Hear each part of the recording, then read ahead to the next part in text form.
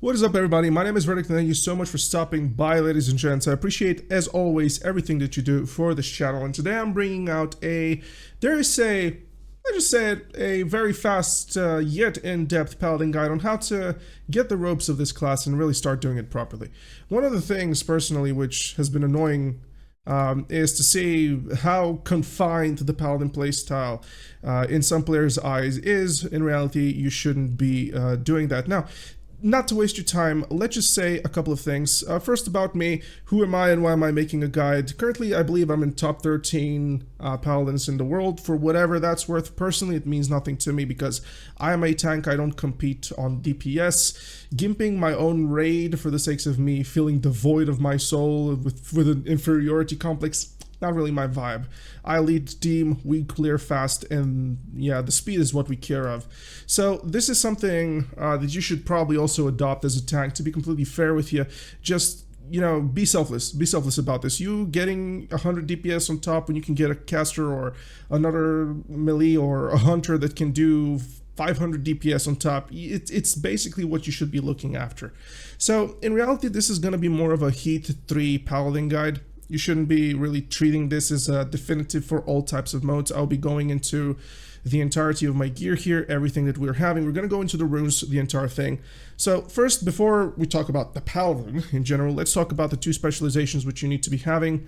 You want to be having a Holy Protection specialization, and you want to be having a Protection Retribution specializations. Both of these you will use in Molten Core every reset. You will be switching between both of these for the purpose of DPS cleave, for the purpose of AoE tanking, and of course really depends on what your role is, main tank or off tank.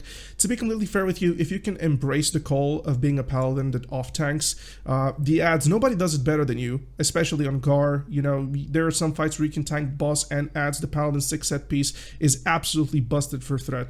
So in reality, this is something that you can explore. Now, going into the talents itself, let's just check first and foremost the consecration tree. It really is a little bit of a playstyle thing for yourself that you can choose the last point, but of course take Divine Strength 10, improved Seal of Righteousness, which will also increase the damage of Seal of Martyrdom with a consecration into the protection tree, get Redopt, get Guardian's Favor, get Precision. Oh wait, Guardian's Favor was hotfixed.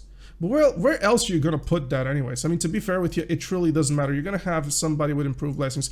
You get the idea. Just take the Guardian's Favor out, put it into 2 Lay on Hands, whatever you wish to prefer. So with that said, I do tank in dungeons mostly with my consecration build.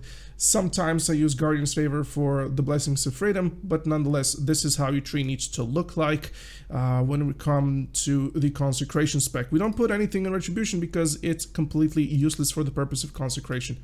So once you have the consecration spec tree going, let's talk about the vindication tree.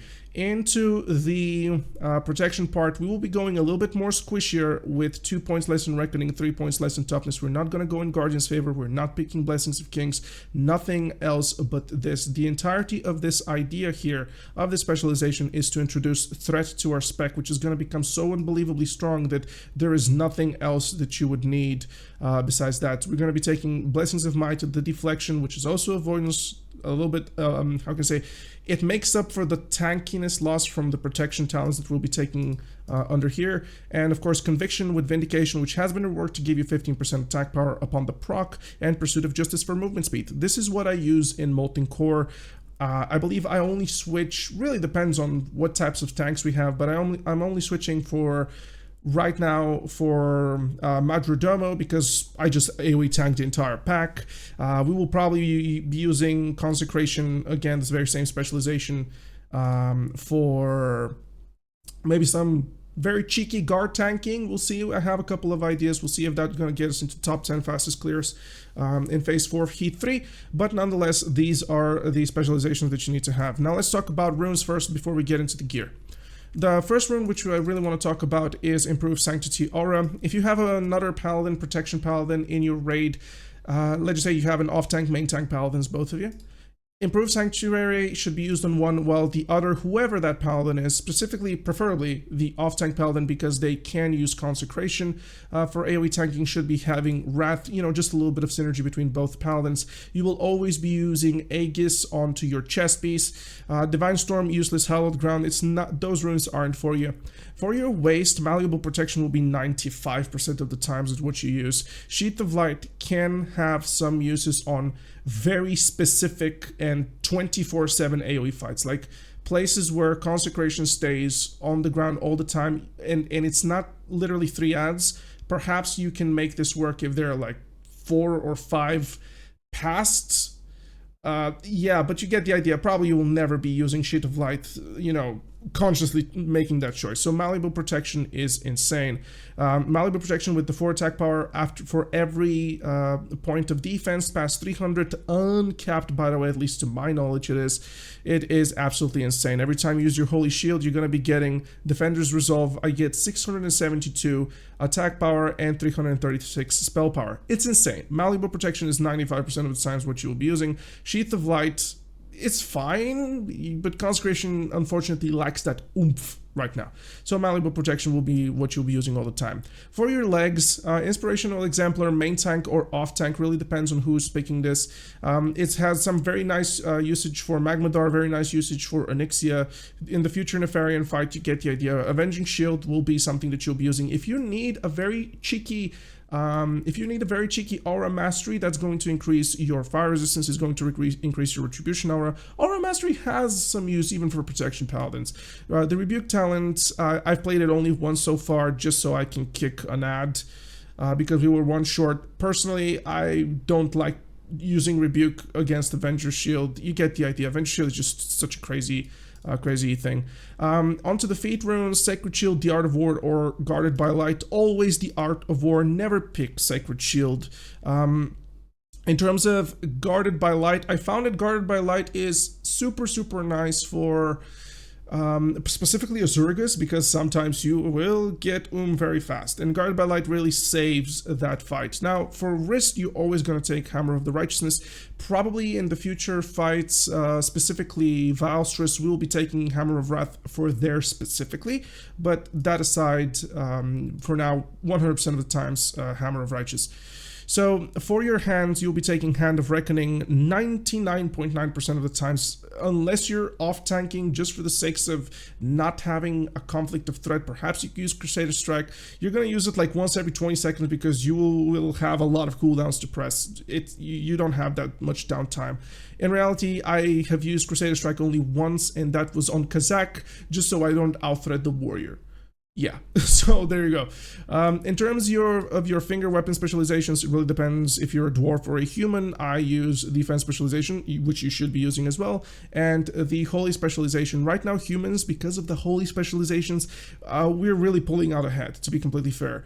So that's something very important to keep in mind. And last but not least, Shield of Righteous. Shield of Righteous, the best ability ever. We love Shield of Righteous. It is hitting like a truck. My Shield of Righteous hits for almost 900. Yeah, it's insane. It's super good, and that's non-crit, of course.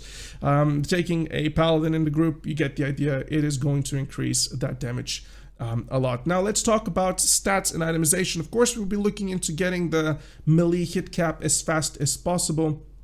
We're talking about the 3% from gear, however you can get it. Personally, I'm still one underneath, which, to be fair, I don't care about. Sometimes I miss, but I still just don't care about that at all. For Heat 3 in particular, what I'm using, right now I'm in this particular build, 224. I have a couple of things which I can switch around with my gear. Usually because of how important, how big fire resistance for Wildfire Cape is, I can do a couple of very very nice switches here and there that are going to give me a little bit of oomph. I can switch pieces. You get the idea. A pristine fire resistance set is not what you're looking for unless it's a fire resistance fight. Just make sure you're above 226. A piece which I can definitely recommend you to get for sure all the time is Tempered Dark Iron Helm. It is spectacularly cheap nowadays. It gets you 40 fire resistance with the enchant, another 20. It's 60 fire resistance. It's a piece which I will probably not be unequipping for the rest of the Heat 3 progression up until Blackwing Cleric comes through.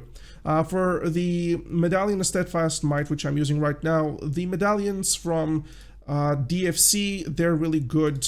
Whatever that thing with armor was, let's just see if we can find exactly where it was. This one, yeah, this one is really nice. And also Medallion of Grand Marshal Morris from the auction house.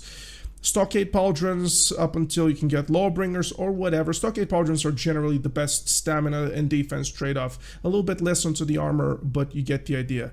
Now, if you're the unluckiest paladin in the history of the world that has done Darmol North about 30 times without seeing the cloak, pretty much cloak is a little bit of an underwhelming piece.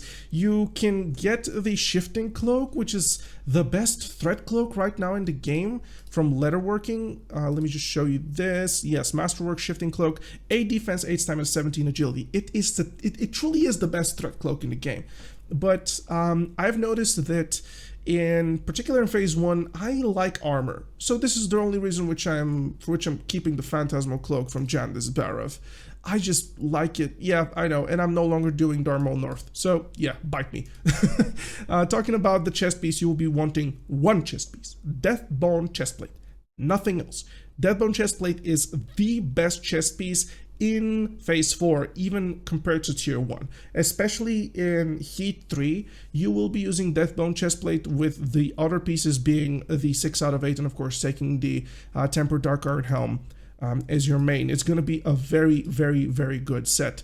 So in terms of bracers, getting as fast as possible to level 58 for the Soulforge wrist guards, as you can see, I'm using these with the belt up until I get my 6th piece. Considering how easy the 6 piece is to get, I've been quite unlucky, to be completely fair with you. But hey, we're going to get to that. From the general notion of what your gear needs to look like, go for 226 fire resistance and go for 440%, 440 defense on top. The idea that you're going to have here is understand that defense is the main piece of stat which you will be chasing, disregarding anything else even past cap. This is why Draconian Deflector is the best shield in the game right now, simply because defense is so unbelievably strong to the point where even overcapping it means that you're going to get still more defensive properties if you are below the avoidance cap, and you will still be getting more damage than any other trade-off ever. So defense is simply insane. Get yourself your Hand of Justice. You will never be changing this up until you get a 6th set piece with Prester's Brooch, I think. What was it called? From Onyxia, the block trinket, which, yeah, Broodmatter's Brooch, which is going to give you a block value of 128. This is going to be huge with the 6th set piece, which makes your Holy Shield no longer having charges and instead always lasts its full duration. In addition, its damage is increased by 100% of the block value. I'm missing just one piece, by the way. I'm having over here, I'm having the belt, and I just need the bracers to have this very Giga Chattadin build, which I'll be using to speedrun Molten Core Heat 3 like a beast.